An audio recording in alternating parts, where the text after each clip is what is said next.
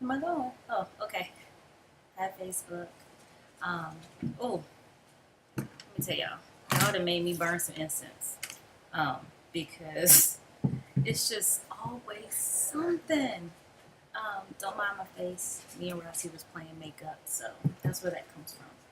But cause y'all know when I get on camera, I'm normally with no eyebrows filled in, no mask. I got mascara on. Can y'all believe that? I even got some color on my lips, and I usually only do chapstick. So anyway, listen, I'm coming to y'all because, oh my goodness, I'm always a part of some type of discussion, and it just really kills me sometimes the thought process that people go through. And I don't necessarily blame their thought process on them. They're just ignorant, and that's okay. Um, but what I can't stand is people who refuse to look at all the facts, right? So if y'all know me, I look at everything from every single side of every single situation, okay? I don't play victim, although people like to think that because I think a certain way that I am in a victim mindset, um, but that's also not the truth. So let me get to the discussion. So there was a discussion on, um, I don't even remember. Anyway, someone came on the post and basically was like, um, oh, I know what it was. It was about the NFL player that came and basically, instead of talking, he was showing a bunch of signs of statistics and facts and things like this. And this one particular person came on there and said, I want to question those facts because da da da da da, right? And so mainly, what he was saying was, black people always want to talk about how they only make up this percent of the population. However, this percent of black people are going to jail or going to prison or being killed by police or whatever. Why don't they ever talk about black on black crime? Stop. Black on black crime does not exist. Let me tell you why it doesn't. Okay. According to the FBI, 90% of black people kill other black people. Also, according to the FBI, 83 point something percent of white people kill other white people. Hello? People are more apt, if you're going to commit a crime, you're not going to commit a crime outside your neighborhood. You're not going to commit a crime outside your community. Hell, you can't even get outside your community. So most of the time, the crime that's being committed is committed within your own community. And if you live in a community full of black folks, guess who you're committing crime against? Black folks. Okay, so let me address the fact that they said we need to be addressing crime. Why don't y'all just stop committing crime? That'll solve everything. Let's just stop doing bad stuff, and you won't go to jail. Ha! Funny. That's funny. You can look up online. You can look up the statistics on how many people right now are sitting in jail, haven't been convicted of anything. They're there on hold because they can't afford to pay the bail to get themselves out. But they're sitting in jail because they can't afford to get themselves out. So it's all about money. So whether they are guilty or not, they're sitting in jail. And while they're sitting in jail because they can't afford to pay their bail, they're losing their job. Right? What employer is going to hold on to their employee while they're sitting in jail somewhere? And this person may not even be guilty, but they can't afford to get out. Now, how many white people commit crimes and are guilty, but can afford to bail themselves out? Right? It's a whole lot of that happens. But let's get back to the crime, okay? Maybe they're in a situation that they could have avoided. Maybe, maybe not.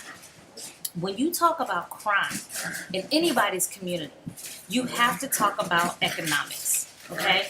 Because if you look at the crime that happens in poor white urban communities, it's just as high as it is in poor black urban communities, okay? So maybe there's a correlation between poverty and crime.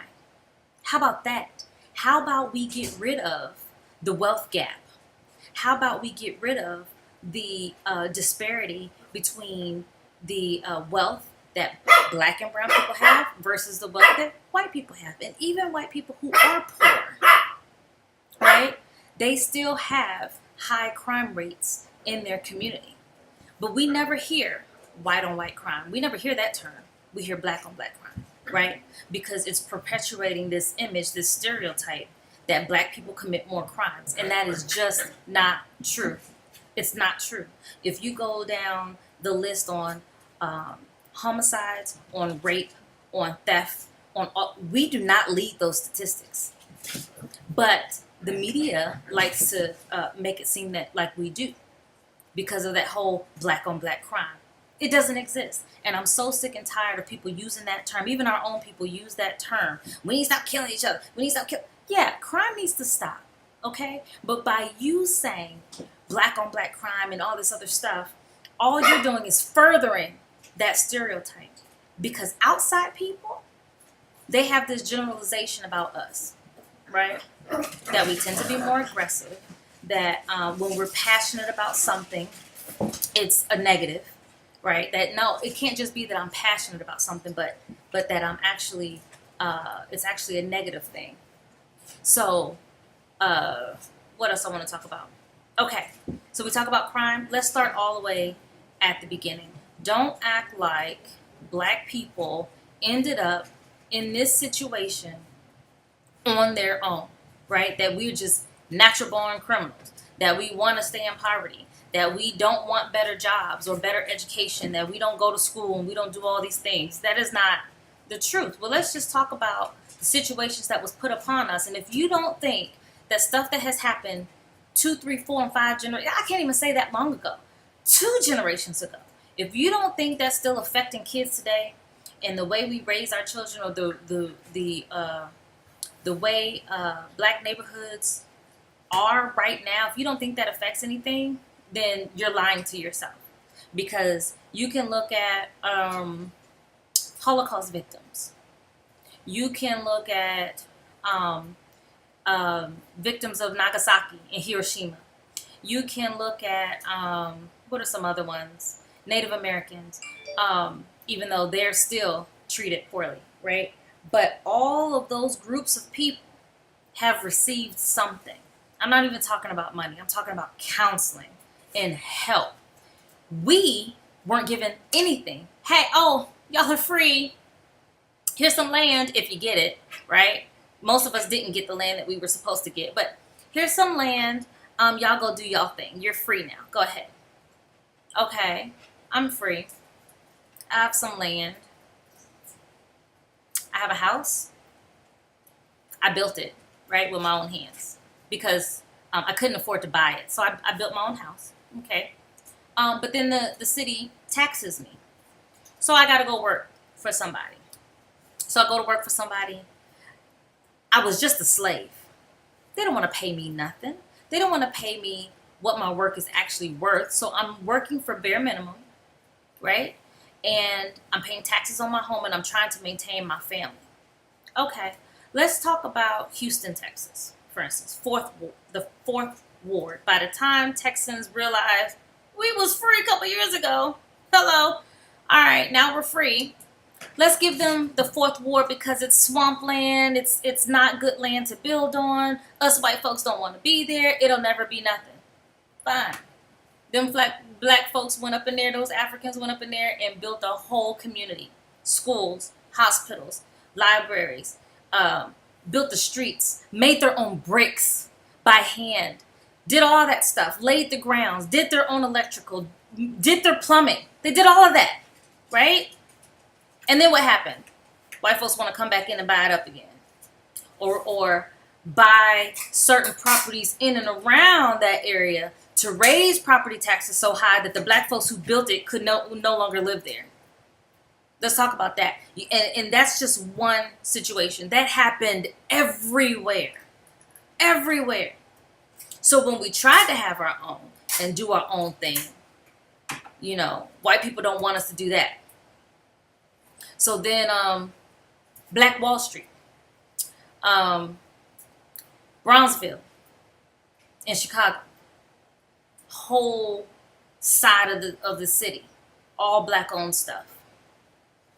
all black owned theaters and restaurants and doctors' offices and lawyers and things like that. But white people don't want us to have anything of our own. It's a threat. So we come in and we bomb their places, and they put fire to the stuff and try to run us out, right?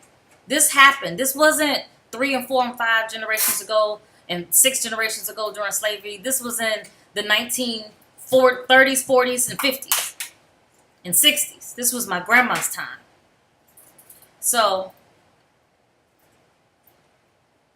after all the burnings and things like that, and maybe at some point they couldn't get away with that anymore. Okay. So let's start rezoning places. Let's make it so that no black people can live here. There are actual cities. Oh man, I forgot the name. I forgot the term, what they called them. But basically, if you were black, you could not live here.